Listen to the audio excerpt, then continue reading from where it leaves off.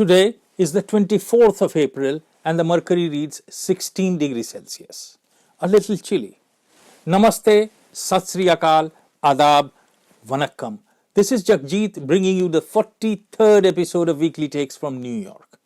We'll start today's episode with news of USA, wherein we'll analyze President Joe Biden's first 100 days, what is called the honeymoon period. We'll take a closer look at the economic policies. Do we approve and appreciate whatever is going on? We'll take a closer look. We must know. In the international segment, apart from the news, we'll continue our talk about the phenomena of Hinduphobia, which is fast emerging the world over in recent times. Why suddenly start hating Hindus?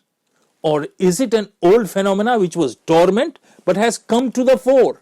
In this episode, we'll learn about Hinduism and Hindus. Then we move over to our segment of some little known but unknown facts about New York.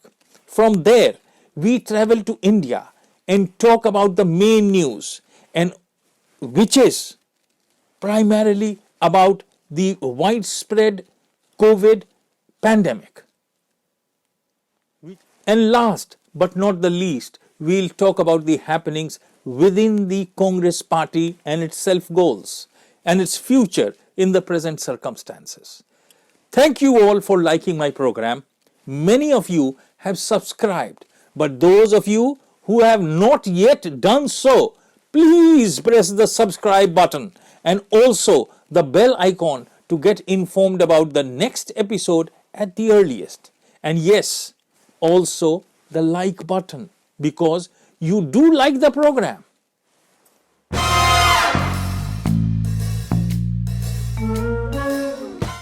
Let's begin. News of USA.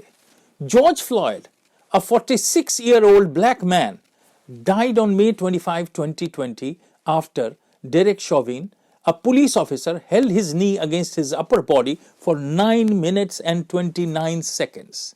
As a handcuffed Floyd repeatedly said that he could not breathe. The death sparked an instantaneous agitation nationwide. People all over the nation were on edge as they anxiously awaited the verdict, as the case was one of the most closely watched criminal trials in recent memory. This week, a panel of jurors found former Minneapolis police officer Derek Chauvin guilty on all 3 charges: second-degree unintentional murder, third-degree murder, and second-degree manslaughter in the death of George Floyd. It took the jury about 10 hours and 20 minutes to reach a decision, which was read late Tuesday afternoon. Any other result in this case would have been a travesty of justice. My 2 cents. The verdict may have been given in George Floyd's case, but the fight against justice continues. It is time for an honest discussion of policing and public safety that begins with the real challenges we face on our streets and lives not lost in the name of pursuit of justice. Saviors should not become murderers. It is time for a paradigm shift in thinking about police reform and how we need to be policed. The highest priority for President Joe Biden in his economic plan is to combat the COVID-19 pandemic and the recession it has caused. Biden released the $1.9 trillion American Rescue Plan in January to do so. Biden also plans to overhaul the nation's embattled healthcare system and address the global climate crisis. He's outlined policies for education, immigration, and housing, as well as taxes and infrastructure and trade. In today's episode, we'll take a closer look as to whether the policies are working or not. The surge in bookings for flights, hotels, and even boat tours is the latest sign an economic rebound has taken hold. The durability of this rebound, though, is difficult to measure.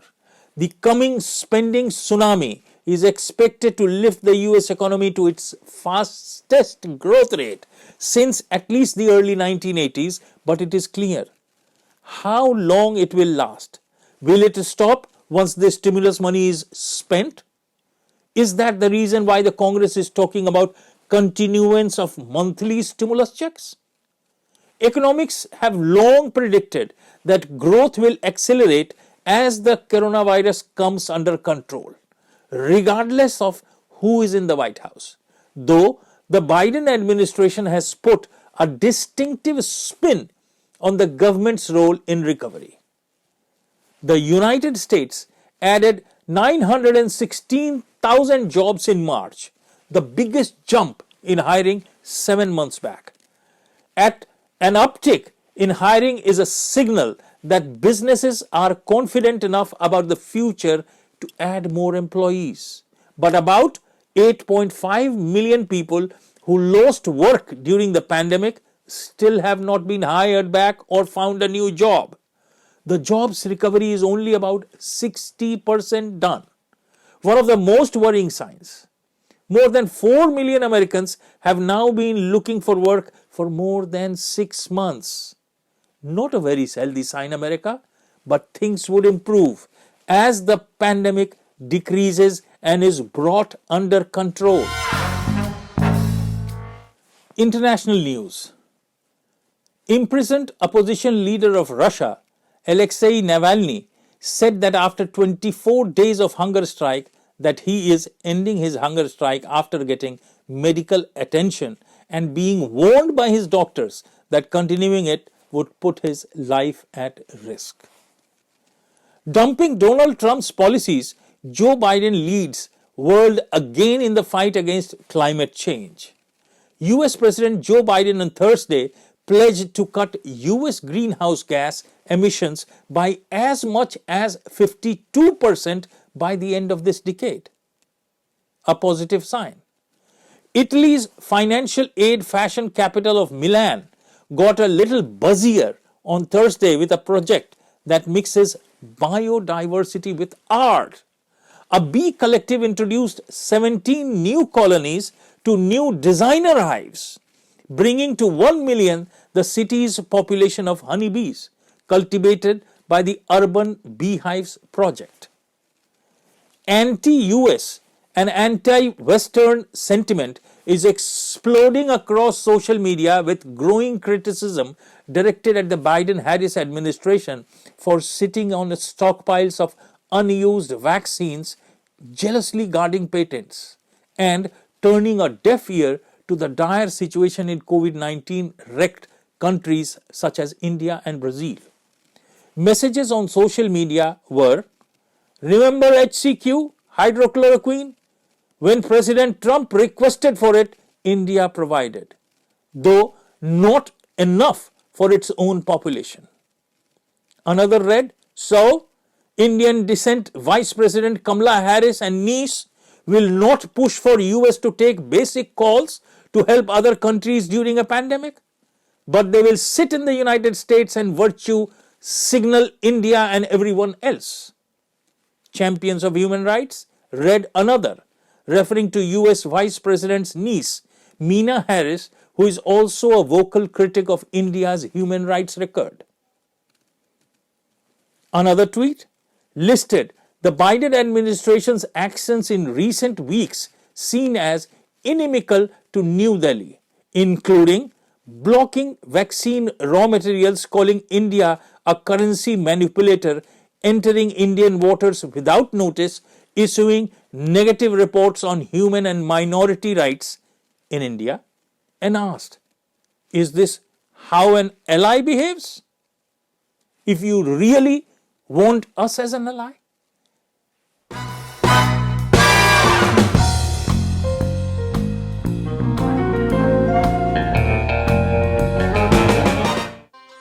Now, about the phenomena of Hinduphobia. Hinduphobia, or simply put, anti-Hindu hatred, is the irrational fear of hostility towards or discrimination against Hindus and Hinduism. Both have a tragically long history which continues to this day across the globe and are fueled by a range of factors, including religious intolerance, religious exclusivism, a lack of religious literacy, misrepresented actions in the media, academic bias, still rooted in oftentimes racist colonial era misportrayals, and in the diaspora, generalized anti-immigrant xenophobia and hatred. Before we delve deeper, let us understand the terms Hindus and Hinduism. Just to recap, Hinduism is one of the most ancient religions. The collection of traditions that comprise modern day Hinduism have developed over at least the past 5,000 years, beginning in the Indus Valley region, what is now the lands of modern India and Pakistan, in what was the largest civilization of the ancient world. There is no founder of Hinduism, nor single prophet or initial teacher. Hindus believe their religion has no unidentifiable beginning or the end, and as such often referred to as Sanatan Dharma, the eternal way. As for the name itself, Hindu is a word first used by Persians dating back to the 6th century BC to describe the people living beyond the Indus River. Initially, it did not have a specific religious connotation. The religious meaning of the term did not develop for roughly another 1,000 years. Hinduism is the third largest religion in the world after Christianity and Islam, but it is not demographically as widely spread on the world's map as the first two. 97% of all Hindus live in the world's three Hindu majority countries, India, Mauritius and Nepal. It is the most geographically concentrated of all the major religions. 95% of the Hindu population in the world live in India. It is important here to know as to how an old religion, as old as Hinduism, or Sanatan Dharma as we call it, did expand geographically. Not by the sword. Never ever by the sword. Any two cultures, when they come into contact with each other, undergo changes triggered by mutual influence. Given how wealthy ancient India was, both in material and spiritual dimensions, this influence emanated very strongly in three ways: natural boundary of ancient Hindu societies, trade routes, and military expansion by Hindu rulers. Hinduism is not a gospel-driven organized religion. One of the key notions of Hinduism is mutual respect, established as Ekam Sat Vipra Bahuda Vadanti, meaning the truth is singular, sages call it by many names. This simple outlook allowed for erstwhile non-Hindu cultures get woven into the fabric of Hinduism, conquered civilizations, trade partners and geographical neighbors. Everyone could very proudly follow their pre-Hindu customs as long as their outlook stayed true to the above. That is, as long as they were willing to believe that there are many ways of reaching the truth or God or salvation or whatever we may choose to call it. And no path is prima facie better than the other. This fundamental framework established an incredibly flexible outlook. All that changed when the Abrahamic religions grew militarily stronger and conversion by force started. More about Hinduism, Hindus and Hinduphobia in the next episode.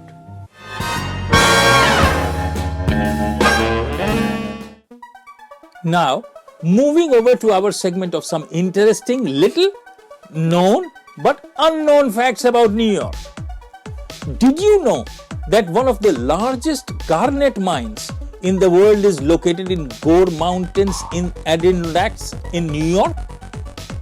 Most garnet from here are used as an industrial abrasive, but Occasionally, gem quality stones are also found. Garnet's hard, sharp features make it excellent for grinding lenses and for polishing glass and metal.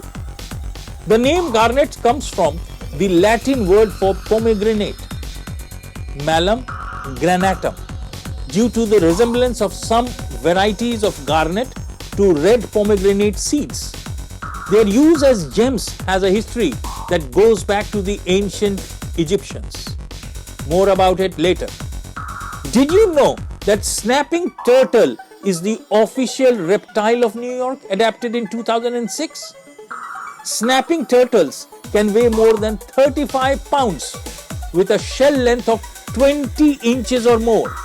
Females lay 20 to 40 ping pong ball shaped eggs in a hole in sandy soil near water between April and November. In 80 to 90 days, the quarter-sized young head immediately for the safety of water comes out. Females may retain sperm for several years. Females often travel to a nesting site some distance from water. Snappers like fresh water with soft mud bottoms and abundant vegetation. They can also enter brackish waters. Highly aquatic, these snapping turtles like to rest in warm shallows, often buried in mud, with only its eyes and nostrils exposed.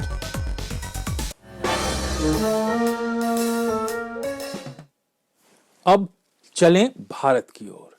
पहले मुख्य समाचार। Corona के दूसरी लहर ने पूरे भारत में तबाही मचा रखा है। कुछ समझ में नहीं आ रहा कि कुछ महीने पहले हम कोरोना को मात देने की जश्न मना रहे थे। स्वास्थ्य मंत्री का बयान भी आया था कि हमने कोरोना के ग्राफ को फ्लैट कर दिया है। फिर अचानक 3 महीने बाद महामारी की वापसी, और वो भी प्रचंड रूप में। आखिर ऐसा कैसे हो गया? कुछ सवाल हैं जिनका जवाब हमें ढूंढना होगा। क्या हमसे कोई लापरवाही हो गई? आज किसी भी हॉस्पिटल में पेशेंट के लिए बेड नहीं है और ना ही सुचारू रूप से सांस लेने के लिए ऑक्सीजन। क्या इसके लिए हम सरकार के लीडरशिप को जिम्मेदार मानते हैं? क्या भारत की 135 करोड़ जनता की लापरवाही, इट्स कैलस एटीट्यूड जिम्मेदार है? Or is it the bad management of the government, the bureaucracy responsible for it? After all, a country which was touted to be the supplier of vaccines to the world does not have vaccine for its own citizens. A country which proudly proclaims itself to be one of the top 5 economies of the world does not have enough oxygen for its citizens to breathe? Or is it a collective of all the factors above? Because if we look at the oxygen production and demand, it gives a rosy picture. So are the hoarders amongst us to be blamed?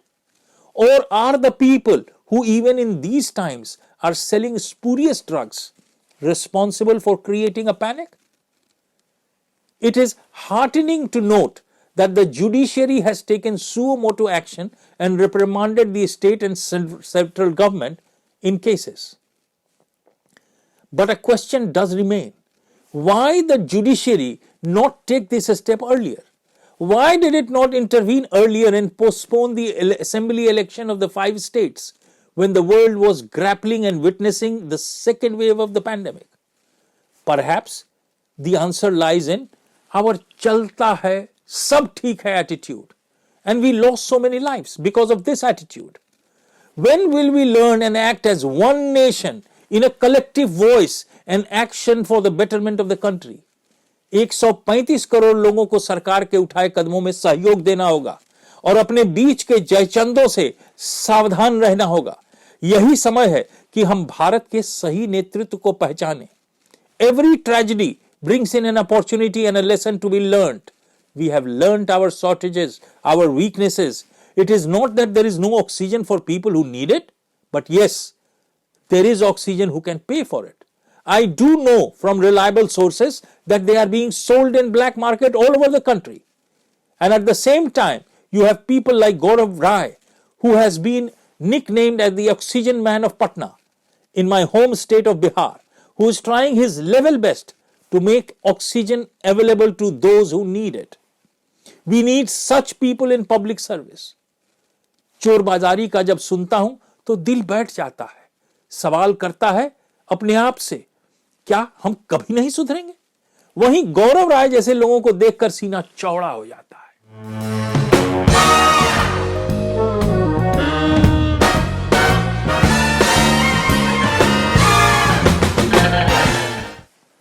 अब बात 135 साल पुरानी Congress party की, मेरी party की। आज की तारीख में पार्टी नेतृत्व विहीन है, न दिशा है और न कोई दशा है। दिशा पार्टी की आइडियोलॉजी से जानी जाती है। कहने के लिए तो कांग्रेस पार्टी सेक्युलर है, पर चुनाव में फायदे के लिए कॉम्प्रोमाइज करके हम रिलीजन बेस्ड पार्टी से तालमेल कर लेते हैं। जिस पार्टी के खिलाफ एक राज्य में चुनाव लड़ते हैं, उसी पार्टी के साथ मिलकर दूसरे राज्य में चुनाव लड़ते हैं। This can be term nothing but opportunism in bold letters. Dasha of a party is determined by its leadership. The top leaders of the party, of course of the family, do such acts at times जो पूरे party को शर्मसार कर देती है। They have literally no understanding of the country, its people, its politics, its economy, its basic fundamentals. Otherwise, errors in sending condolence messages on Twitter would never have happened. It embarrasses the whole party and even those to whom the message was sent and meant for. At times, one gets the feeling from their actions that they are not thinking of the country per se, but only about their birthright, which they assume and presume to be the rulers of this nation. The best for the country and the Congress party would be that they just quit and let the reins of the party be with the people who have risen from the grassroots. और आखिर में आप सबों से जो भी मेरा ये वीडियो देख रहे हैं, उनसे गुजारिश, सभी जगह की सरकारें अपनी पूरी कोशिश अपने सिटीजन्स के लिए कर रही हैं। ब्लेम गेम बंद करें, सरकार जो कह रही है उसका पालन करें, बिना अति आवश्यक जरूरत के घर से बाहर न निकलें। ख्याल रहे, घर पर वो सभी लोग हैं जिन्हें आप चाहते हैं। आपका बाहर निकलना उनके लिए घातक सिद्ध हो सकता है। घर पर रहें और स्वस्थ रहें। ईश्वर से प्रार्थना है कि आप सभी को सकुशल रखें। आज के लिए इतना ही। अगले एपिसोड में हम चर्चा करेंगे अमेरिका के राजनीतिक उथल पुथल की, विश्व के समाचार की, कश्मीर के आगे के इतिहास की, कांग्रेस पार्टी के कहानी की, कांग्रेस पार्टी के भविष्य की। क्या होगा हमारे देश की सबसे पुरानी पार्टी का? क्या कमान किसी नए नेता को सौंपा जाएगा? कौन हो सकता है यह नया नेता? जानेंगे भारत अमेरिका के बनते बिगड़ते रिश्तों के बारे में। कई और तथ्यों के साथ फिर आऊंगा और मिल बैठकर चर्चा करेंगे आपके अपने प्रोग्राम वीकली टेक्स फ्रॉम न्यूयॉर्क में। हां, हिंदू फोबिया पर भी हमारी चर्चा जारी रहेगी। अगर आपको प्रोग्राम अच्छा लगा तो हमारे चैनल को सब्सक्राइब करें, लाइक करें, ताकि अगले एपिसोड की सूचना आपको पहले मिल सके। तब तक के लिए जय हिंद, जय भारत।